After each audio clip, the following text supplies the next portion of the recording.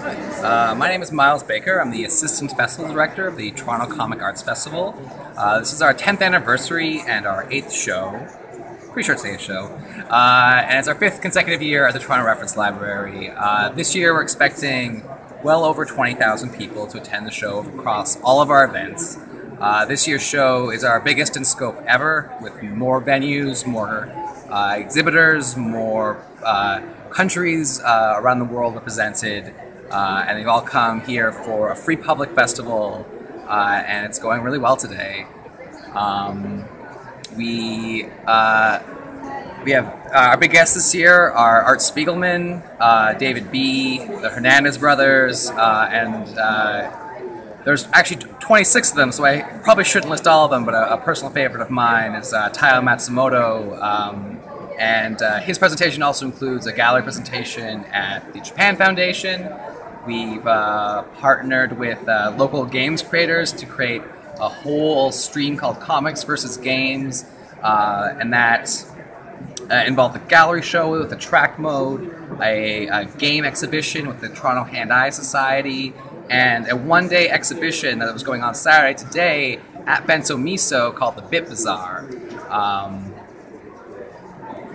We were also very fortunate this year to welcome Gengoro Tagame, who is never had any work in English, but The Passion of Gengoro Tagame was released at TCAF, and he and Maurice Vellacoup, our festival poster, designed our festival poster this year. It has a forthcoming book that was announced at the show. Have a art show called Legends, the gay erotic art of Maurice Vellacoup and Gengoro Tagame.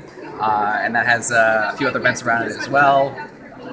I'm sure I'm also missing other things, but there was about 15 other guests, 15 other festival events through the course of the week, and we'll continue to the end of the month with the exhibitions that run at the Reference Library, at the Japan Foundation, as well as at the Toronto Steam Whistle Gallery, which was actually our first event for this year, called the Toronto Strip Show.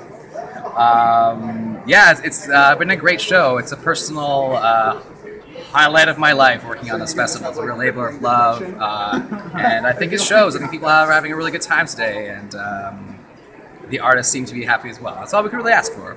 Here's a question for you. Sure. I've noticed that admission to the event is free. Yeah. That's pretty rare. Yes, that is pretty rare. We are able to do this with a bunch of really amazing partners who've come on to support the festival. The biggest one being the Toronto Public Library. Every year, for the last 5 years, they've donated their flagship branch, the Toronto Reference Library, as our home base of operations. And when the festival started with Peter Berkimo and Christopher Butcher, a big part of the idea was comics outreach. And the best way to do comics outreach is to remove any barrier of entry.